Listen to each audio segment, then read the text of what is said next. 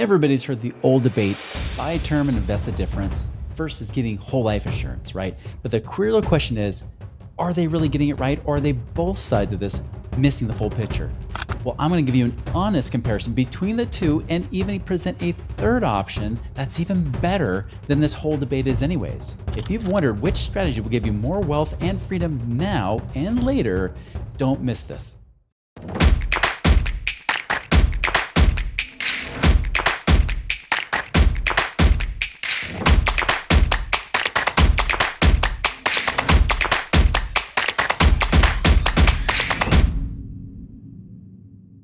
Hello, my fellow Ripplers. This is Chris Miles, your cash flow expert and anti-financial advisor. This show is for you if you're one, sick and tired of working so hard because you want your money to work harder for you, so you don't have to work so hard for your money. You want to become work optional, where you have enough passive income to work because you want to, not because you have to.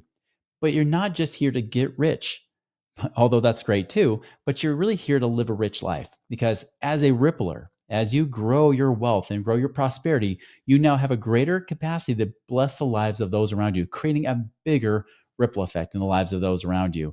That is what I'm here to do today. Thank you for tuning in, binging, sharing these episodes. And guys, thank you so much. I know as we're approaching 1,000 episodes, it's been fantastic. And before we even hit that, in honor of that too, we are now releasing our book, Work Optional Blueprint, that you can get a copy of. Now, it hasn't been released yet, but we will have a pre-launch party, or actually really a launch party coming out here later in September. So be on the lookout. Make sure you're on our email list so you get those updates to know when you can get your copy today. All right, so buy term and invest the difference. We've heard this debate back and forth, right? Do we buy term, invest the difference, or do it all in one within life insurance?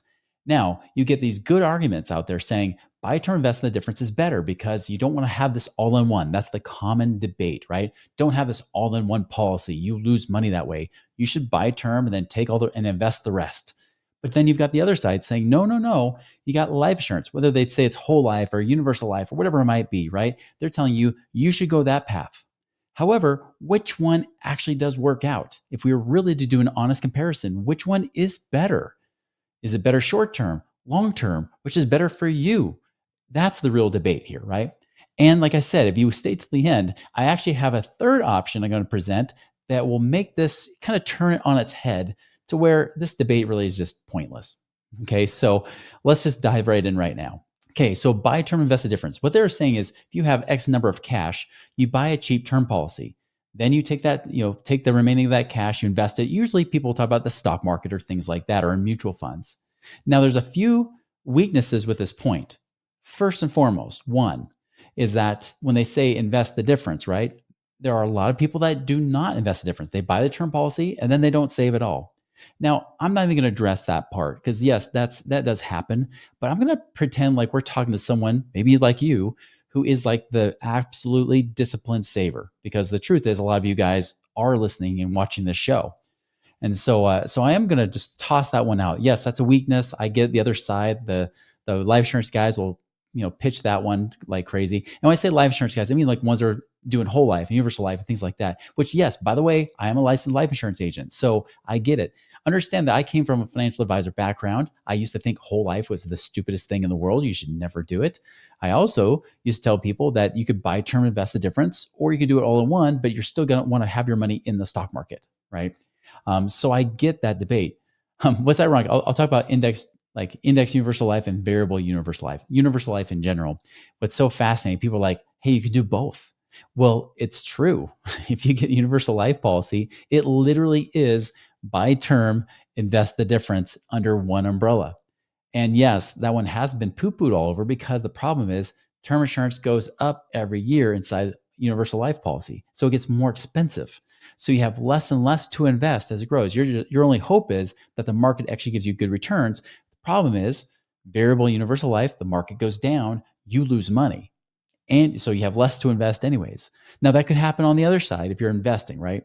But that's another issue. Index universal life, they'll say, hey, you don't lose money. But the truth is, as costs increase and if the market doesn't perform well, you could actually lose money in your later years because it gets more expensive.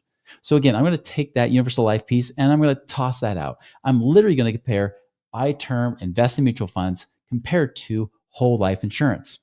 Okay, so I'm going to pretend like you've got 25,000 a year that you're putting away. I know for some of you that's a lot. For some of you that's less than what you put away. I just want to give a nice round number that also had a decent death benefit too.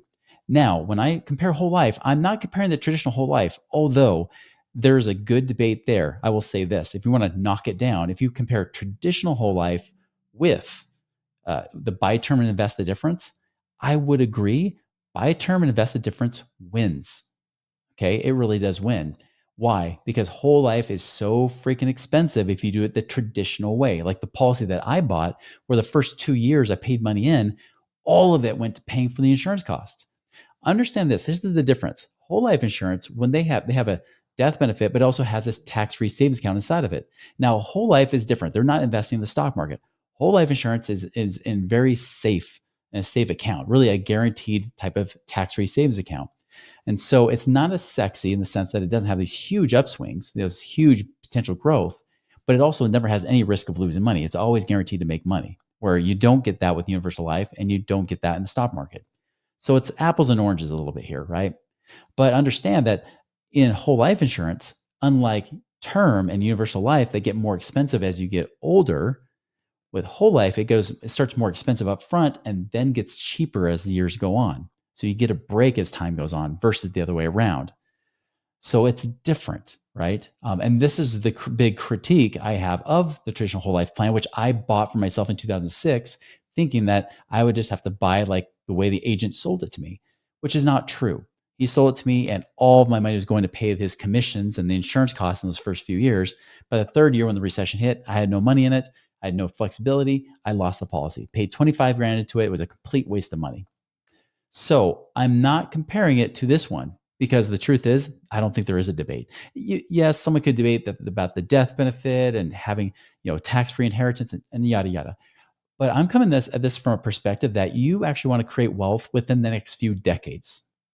That's the perspective I'm coming from. I'm coming from a shorter term time horizon, not a hey, eventually after you're dead in a box or whatever kind of box you're in, then you get paid out, right? So understand this is where the premise I'm coming from. All right. Now we got that out of the way. I'm comparing our type of whole life that we do, Max-ROI infinite banking versus buy term invested difference. These the two really are the best of the best. And by the way, I got a good cheap term plan using the same insurance company, by the way, as well, so that we're even comparing apples to apples in the sense that these are the same insurance company, same cost. I also know that the term insurance with this company is one of the cheapest you'll find around. So it's actually leaning more heavily to buy term invested difference. In fact, I'm purposely doing this to give buy term invested difference a little bit extra of an advantage over whole life. Okay. I'm doing this on purpose just because I know the buy term invest the rest people, some of them get so fanatic about it, they won't even bother to watch this far into the video to understand the context of how we make this an honest comparison. So without further ado, let's dive in. All right. So I found a term policy. I went and ran the numbers. Healthy 45-year-old, like healthiest you can be. This is going to be true in both cases, whole life and term. 20-year term for a 45-year-old male like myself, although I'm 48, a 45-year-old male is $674 a year. I also went with the annual premium because it actually saves you on insurance costs. So it makes it cheaper. If I did monthly, it would have pushed it up over $700 a year. So again, I'm trying to penny pinch a little bit here. Okay. So I'm assuming you're saving 25 grand a year. You're probably not going to mind paying $674 a year for the next 20 years. Now, at the end of 20 years, you have a choice with term insurance, right? You can either cancel it, which is what most people do, or what you can do is, of course, you can keep renewing. Here's the risk. If you keep renewing, let me show you this. Okay, so what I'm showing you here is a 20-year plan. This is a $600,000 death benefit policy. Again, I was comparing this to a whole life policy doing $25,000 a year. This is why we count with 600,000. It's a flat policy for 20 years, $674 a year. We all get this. Now, what happens if you say, oh, I don't want to get rid of that death benefit? Can I keep renewing this? The answer is yes, with term insurance, you can. You can, but notice the next year's premium is $21,000 when you're at age 66. So this is not even the average life expectancy. Then it goes up 23, then 26. Notice it goes up by at least a few thousand a year. Eventually, by the time you hit age 78, you have now paid for your death benefit. You'll see this right here. Yeah, pretty much just about paid for it. Like age 78, and then by the time you do 79, you've paid more than your death benefit by that point. This is why people cancel it. Now, understand, insurance companies literally bank on this. They know you don't want to pay these high premiums and will cancel. I will challenge anybody on this. The whole buy term and invest the rest or invest the difference. You know where that came from? Insurance companies. How do I know? Because if you go back in history, the whole term insurance thing got more popular by a company called A.L. Williams. A.L. Williams is like the precursor to Primerica, where they're often affectionately known as termites because they're always buy term, invest the difference, right? Also, like World Financial Group, it came out of them. They do universal life stuff, right? I mean, all these companies came out of this A.L. Williams days. The massive amount of sales force came out of it, especially for insurance sales. And term was the thing they sold. It was actually the insurance companies that put them up to it. They were the ones training them to say, buy term, invest difference. They would say this. This is the argument they would say. They say, listen, you want to only have it up until you're about your mid 60s. By that point, you've built up enough savings that now you can, quote unquote, self-insure. You don't need the death benefit anymore and you can cancel it. Guess why the insurance company teaches you this? Because they want you to cancel it, right? So understand that they want you to cancel your policy. They want you to get rid of it when you're most likely to die. And why do I know this? Because I've also talked to the heads of insurance companies saying what's the actual statistics. Less than 1% of all term insurance policies ever pay out. Guys, even on the universal life side, I won't mention the company's name, but there is a company that literally they pay their agents bonuses because they want people to cancel the universal life policies within 3 years. They literally bank on people canceling their policies so they make all the profit. It's insane. And yes, I actually am associated with that particular company, even though I don't write with them. They have literally admitted to it. The Universal Life company specifically, they don't offer whole life, but Universal Life, they do that. They literally bank on people canceling their policies within 3 to 4 years, and then they can actually afford to pay bigger bonuses to their agents.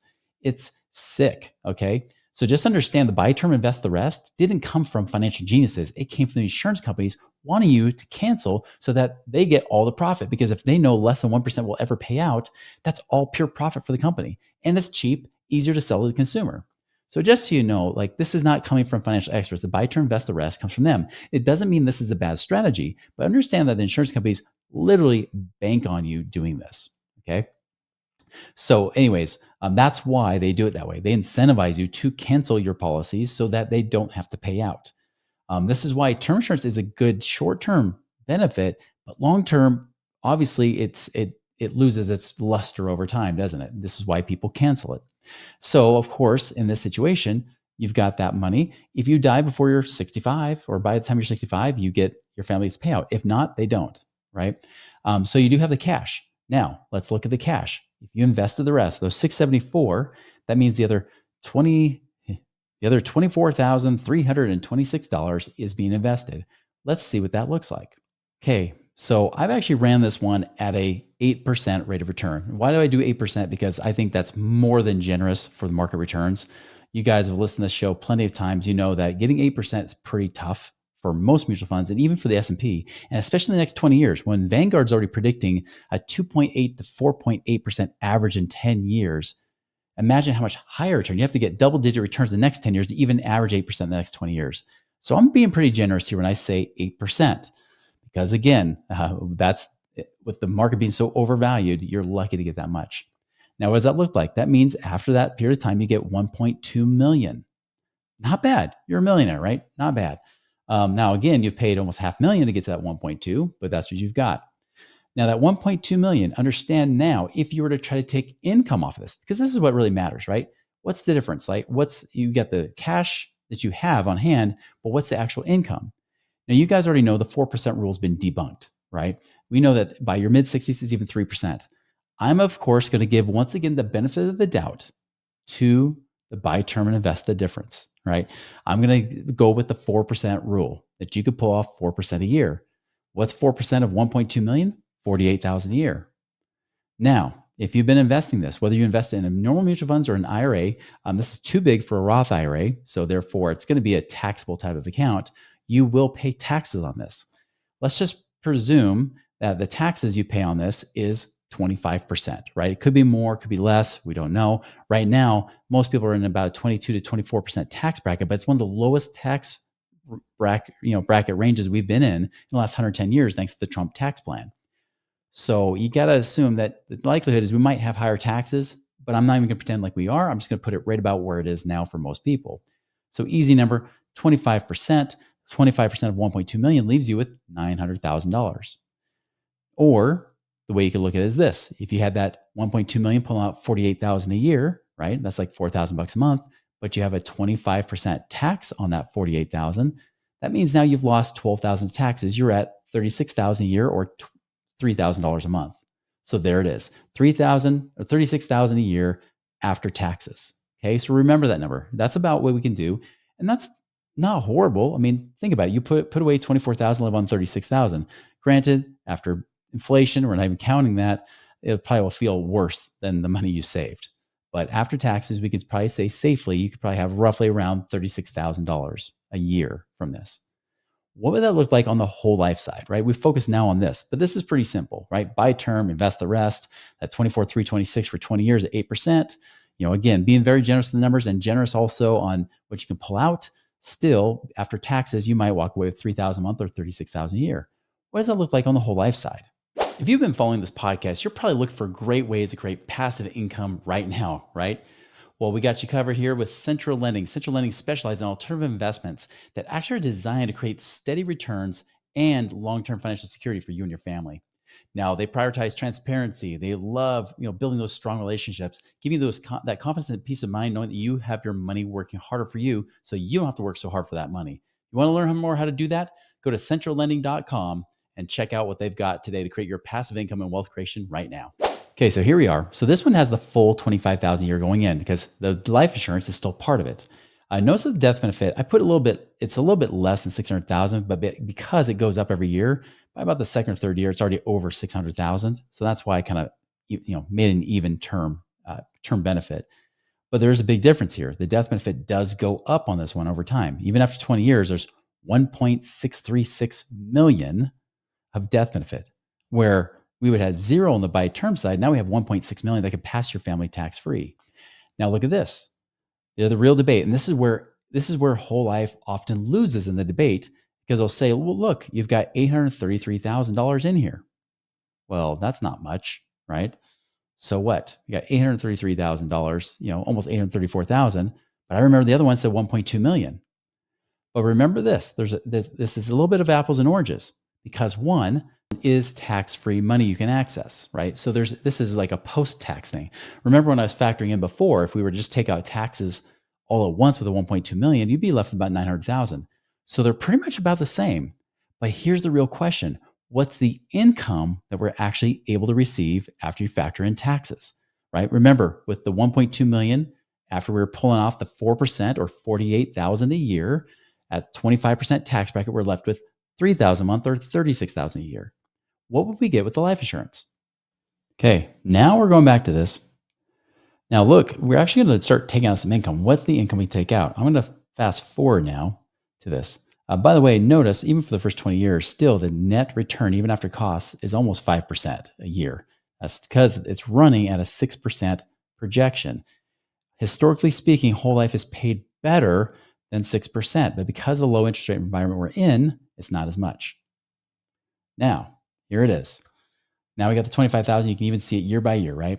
Now notice cash value. This is the part where everybody rips on because it starts out slow. 19,862, obviously 5,000 goes to the cost in the first year. Then it's 3,000 net in cost. By the third year, it starts growing by more than what you're putting in. And even by year 5, like you've got about the same that you've put in by this point, and so on.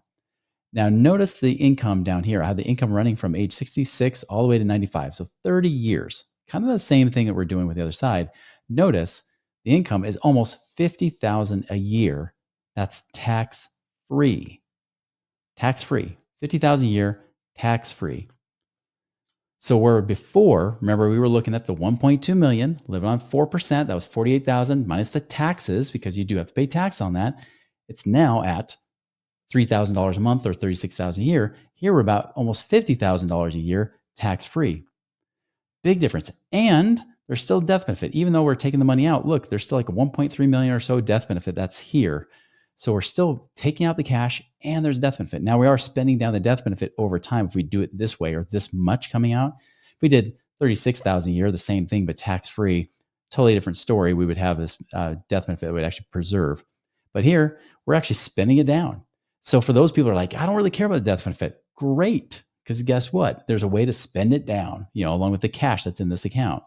So you're spending out extra and it gets down to a couple $100,000. So even though you've spent, just so you know, look at this, going back to that original page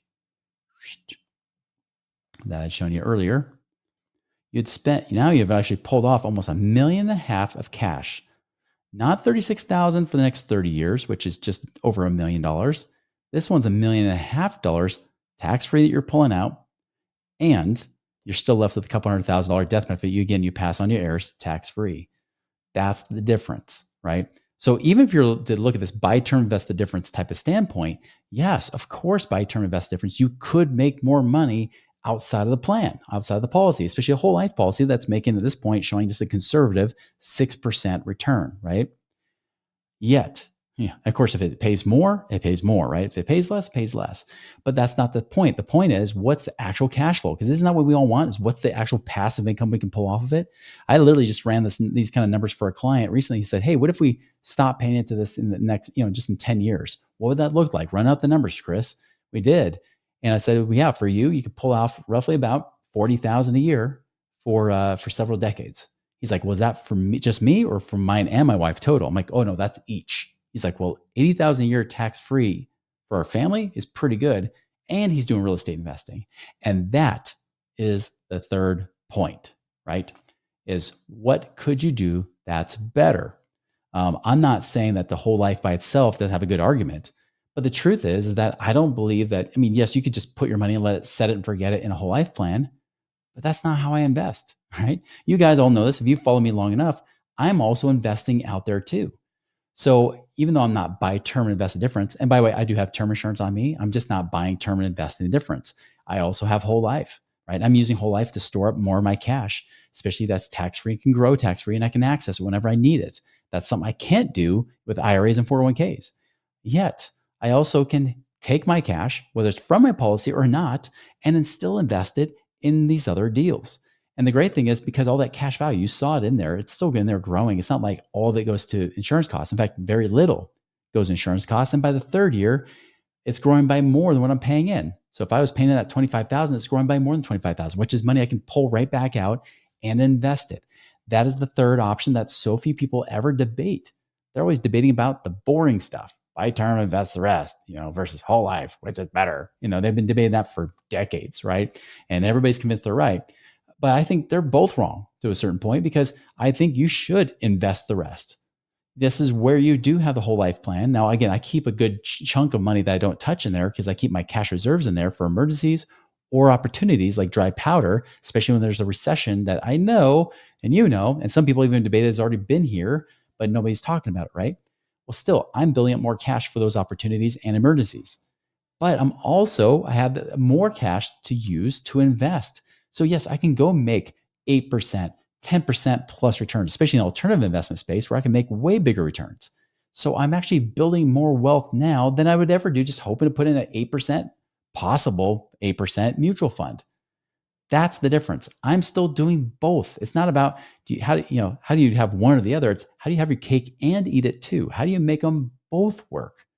And that's the real philosophy. That's where you can marry these two together, like freaking Reese's peanut butter cups, right? That peanut butter and chocolate. Don't argue about peanut butter or chocolate being better. Put them together, make them work. And it doesn't have to be under the same umbrella, right? Because everybody thinks, oh, it has to be the same umbrella. I'm just going to invest in that universal life plan and I'm going to have it in the stocks.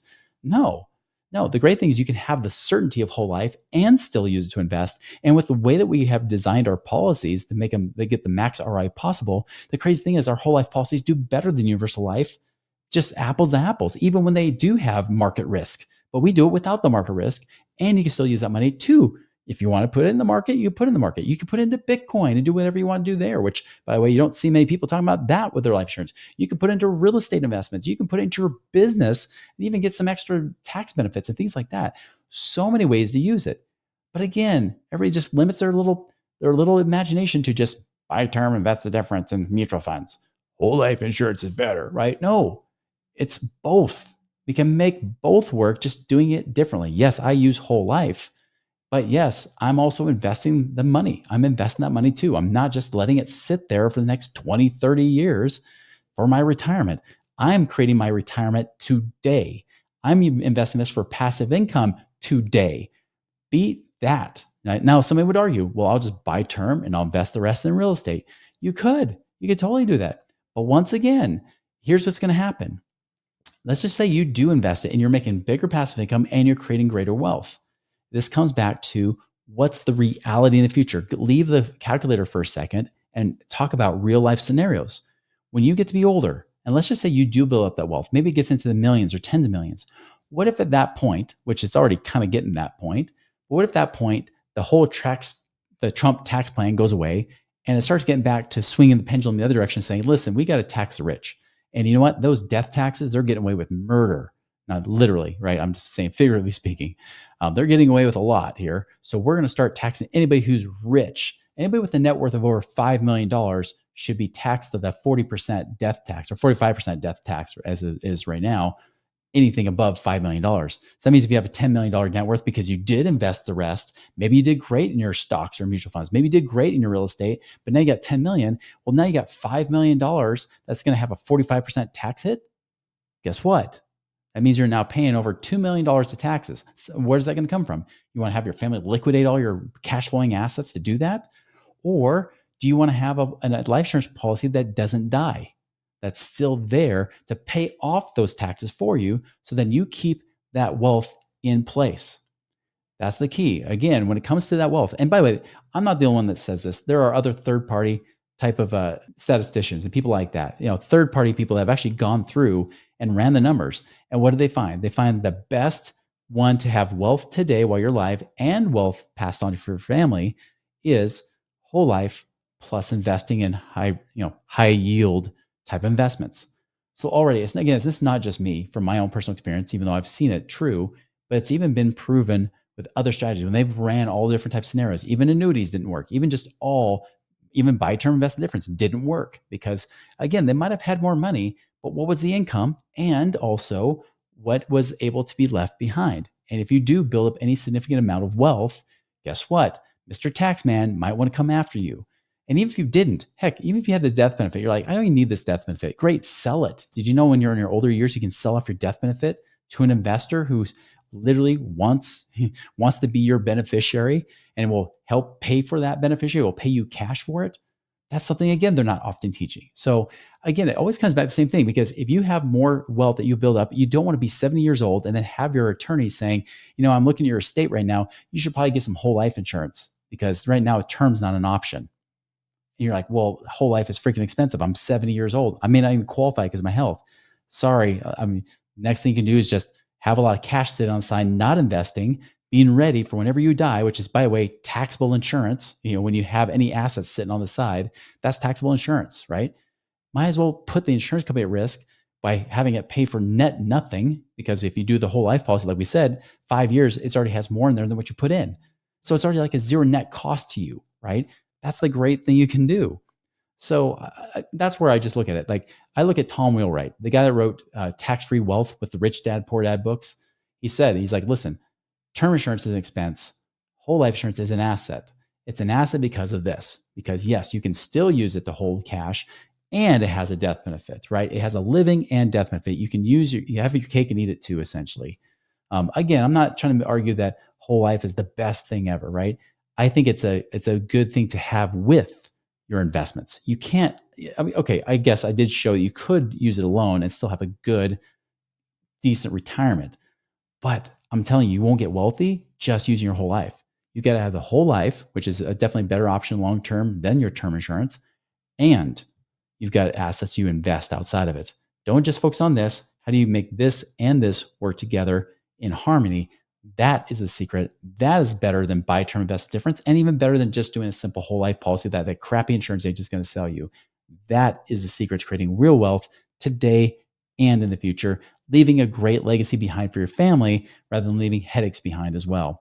So guys, you ever want to know more about that, always visit us at moneyripples.com. You can get more information about how infinite banking, all that kind of thing works there. But in the meantime, guys, Make it a wonderful and prosperous week. We'll see you later.